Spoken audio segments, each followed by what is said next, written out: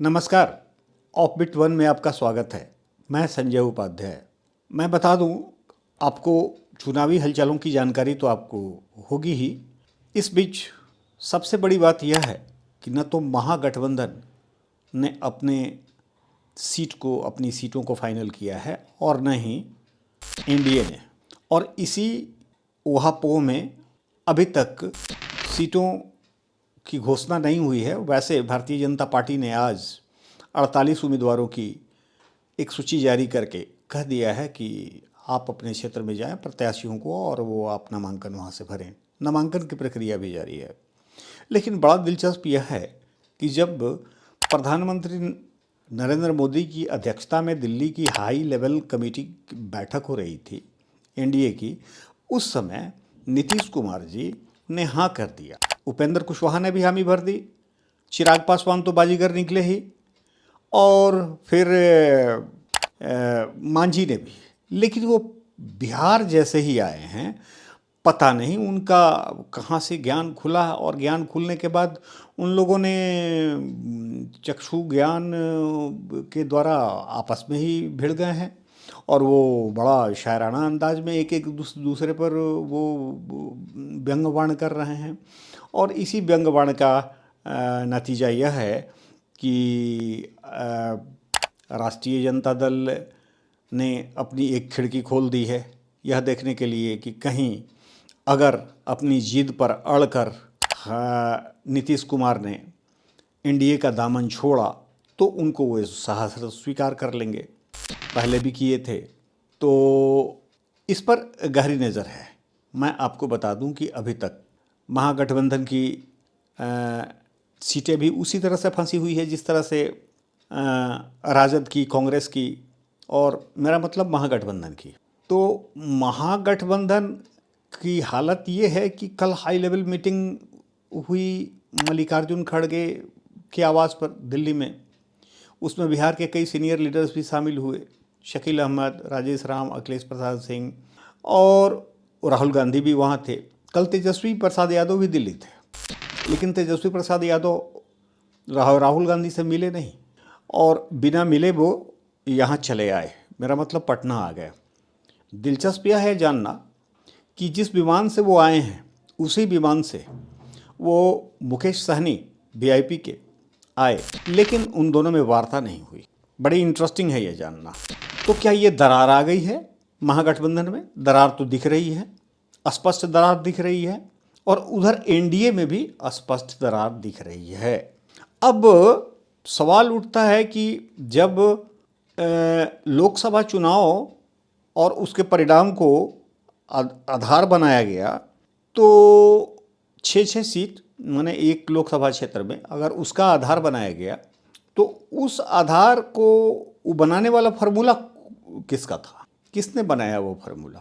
जो जानकारी है उसके मुताबिक अमित शाह ने बनाया, और यही कारण है कि यहाँ पर वो बिदक गए हैं। मेरा मतलब नीतीश कुमार, क्योंकि 101 उनको भी मिली और 101 बीजेपी भी। ना तो कोई बड़ा भाई रहा ना कोई छोटा भाई रहा, और घटक दल में 6 वो आरएलएम को, लेकिन बाजीगर निकले इसमें चिराग पासवान।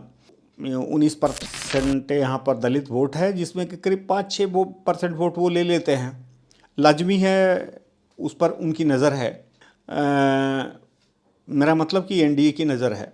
पिछले चुनाव में सबसे अधिक घातक वही साबित हुए थे, खास करके जदयू के लिए, जब उन्होंने 136 सीटों पर अपना प्रत्याशी खड़ा कर दिया था और एक ही सीट जीत पाए थे, वह भी भाग गया, तो दूसरे ये में भाग गए।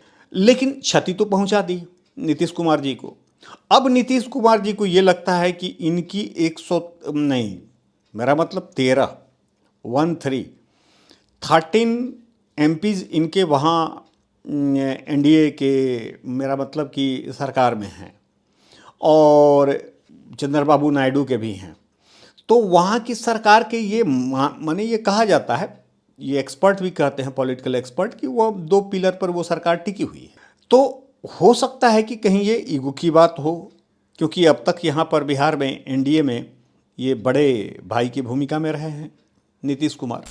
और नीतीश कुमार ने यही नहीं, बल्कि जो सीटों का बंटवारा हुआ और जो सीटें 29 सीटें गई हैं वो बाजीगर के जिम में, मेरा मतलब चिराग पासवान के जिम में, तो उसमें कुछ बीजेपी के सिटिंग है और कुछ जदयू के सिटिंग है।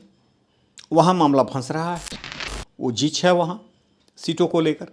लगता है कि ठीक से इसका मंथन या विश्लेषण उन लोगों ने नहीं किया था और वो पटना आने पर शायद वो चक्षु ज्ञान खुल गया है और उसी के तहत आज सीएम हाउस में इमरजेंसी मीटिंग है और इसमें अमित शाह जी के भी आने की बात, मान मनोवल का वो खेल भी होगा, बातें भी होंगी। लेकिन इस बीच राष्ट्रीय जनता दल ने खिड़की खोल दी है, दरवाज़ा भी खोल दिया है और अगर कहीं मामला बिगड़ा, जैसा बन बिगड़ रहा है मामला, समीकरण बन बिगड़ रहा है, स्थितियां बन बिगड़ रही हैं, वैसी स्थिति में अगर कहीं इन्होंने पलटी मार दी, मेरा मतलब नीतीश कुमार जी ने, तो फिर महागठबंधन को कुछ सोचना नहीं पड़ेगा, वो बिल्कुल क्लियर कट सरकार। अब इसी बीच माने ऊहापोह और आपसी विरोधाभास, अंतरकलह के बीच भारतीय जनता पार्टी ने अपने कुछ प्रत्याशियों के नाम की घोषणा भी कर दी है, करीब 48, और बगैर उधर 48 की घोषणा उसने कर दी है। हो सकता है कल कुछ और भी घोषणा वो करते या आज शाम तक भी वो कुछ घोषणा कर दे। और उधर से मेरा मतलब कि दिल्ली में ये कहा गया है कांग्रेस के द्वारा कि सभी 243 सीटों पर अपना कैंडिडेट तैयार रखें। मेरा मतलब कि महागठबंधन भी टूटने के कगार पर है, टूटने के कगार पर है, क्योंकि अभी तक तेजस्वी को सीएम फेस डिक्लेयर नहीं किया गया और न ही डिप्टी सीएम की बात मुकेश सहनी की चल रही है। मेरा मतलब अब सवाल उठता है कि मुकेश सहनी के बारे में राहुल गांधी ने कुछ तो कहा ही नहीं, खैर वो कहेंगे भी नहीं, या हो सकता है कहें भी, क्योंकि डाउन टू अर्थ अपने को वो शो करते हैं भी बहुत हद तक। लेकिन तेजस्वी प्रसाद यादव ने उनके लिए कोई मजबूत वकालत नहीं की या नहीं कर रहे हैं, इसको लेकर भी कुछ मनमुटाव है। यही कारण है कि कल जब दोनों एक विमान से दिल्ली से यहाँ आए हैं तो आपस में बातचीत नहीं हुई, बिल्कुल नहीं। दोनों की राहें अलग अलग थी, दो सीटें, दो राहें। तो अंदाज़ा आप लगा सकते हैं कि चुनाव का बड़ा गड्ढमड्ढ स्थिति अभी तक है, जबकि नामांकन की प्रक्रिया जारी है, नामांकन शुरू भी हो गया है।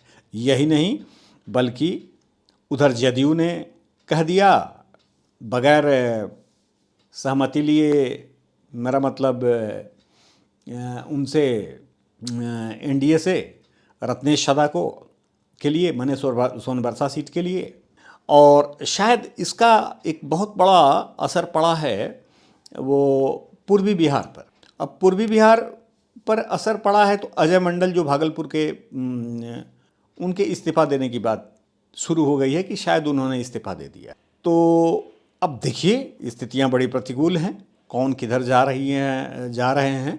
तो हाई लेवल मीटिंग, अब मीटिंगों का दौर जारी है, एक मीटिंग नहीं, न जाने दर्जनों बैठकें हो गई और सभी इमरजेंसी मीटिंग के नाम पर हो रही है।